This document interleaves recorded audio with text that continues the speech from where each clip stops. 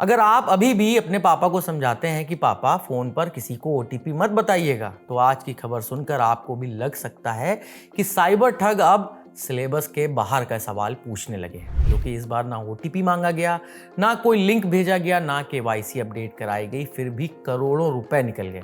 और जिस शख्स के नाम का इस्तेमाल हुआ वो कोई आम आदमी नहीं, बल्कि भारत के पूर्व प्रधानमंत्री इंद्र कुमार गुजराल के बेटे और पूर्व सांसद नरेश गुजराल हैं। मतलब साइबर ठगों का आत्मविश्वास अब उन तेजस्वी छात्रों जैसा हो गया है जो किताब खोले बिना परीक्षा देने पहुंच जाता है। लेकिन हैरानी की बात यह है कि उनका दांव चल भी गया, और जो तरीका अपनाया गया उसे सुनकर आपको अपने व्हाट्सएप डीपी पर भी शक होने लगेगा, क्योंकि साइबर ठगी का एक ऐसा मामला सामने आया है जिसने फिर से साबित कर दिया है कि मोबाइल में लगी डीपी पर आंख बंद करके भरोसा करना कितना महंगा पड़ सकता है। पूर्व प्रधानमंत्री इंद्र कुमार गुजराल के बेटे और पूर्व राज्यसभा सांसद नरेश गुजराल करीब 7 करोड़ 80 लाख रुपए की साइबर ठगी का शिकार हो गए। पुलिस के मुताबिक ठगों ने व्हाट्सएप पर उनकी ही फोटो लगाकर उनकी पहचान का इस्तेमाल किया और फिर उनके स्टाफ को ऐसा झांसा दिया कि करोड़ों रुपए अलग अलग खातों में ट्रांसफर हो गए।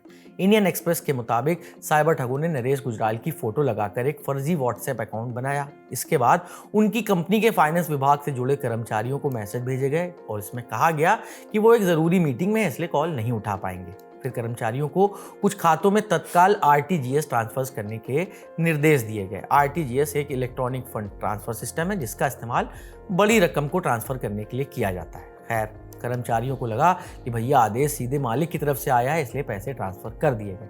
अगले 4 दिनों में ठगों ने 3 और ट्रांजैक्शन करने के लिए कहा। कंपनी के अधिकारी ने हर बार वैसा ही किया। इतनी रकम निकलने पर बैंक ने भी छानबीन करने की सोची और कंपनी के चीफ फाइनेंशियल ऑफिसर सीएफओ से ये जानना कि क्या ये ट्रांसफर सही है, जिस पर अधिकारी ने कहा कि ये निर्देश बॉस की तरफ से ही आए हैं। मगर एक टाइम पर सीएफओ के दिमाग की भी घंटी बजी। उन्हें लगा कि कुछ तो गड़बड़।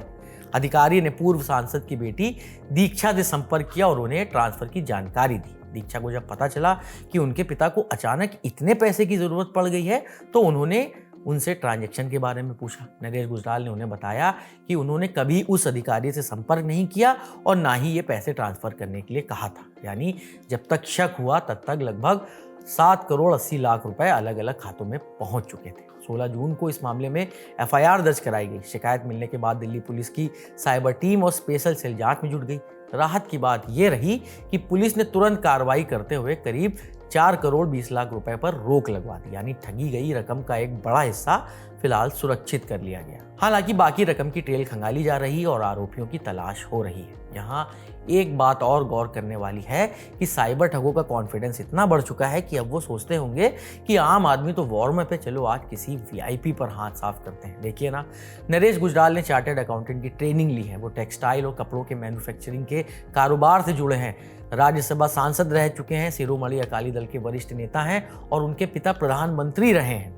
ये बात किसी ऐसे शख्स की नहीं हो रही है जिसे वित्तीय मामलों की समझ ना हो या जिसने बड़े संस्थानों और जिम्मेदारियों को कभी संभाला ना हो। लेकिन साइबर अपराधियों की चालाकी का स्तर अब ऐसा हो चुका है कि वो किसी की पहचान का इस्तेमाल करके भरोसे को ही हथियार बना लेते हैं। यही वजह है कि इस मामले को सिर्फ एक वीआईपी के साथ हुई ठगी के तौर पर नहीं, बल्कि एक चेतावनी के तौर पर भी देखा जाए, क्योंकि अगर करोड़ों लोग के लेन देन समझने वाले लंबे राजनीतिक और कारोबारी अनुभव वाला व्यक्ति इस तरह के साइबर जाल का शिकार हो सकता है, तो आम लोगों को भी पहले से कहीं ज़्यादा सतर्क रहने की ज़रूरत है। आप इस खबर के बारे में क्या सोचते हैं? अपनी राय हमें कमेंट बॉक्स में शेयर कर सकते हैं। शुक्रिया।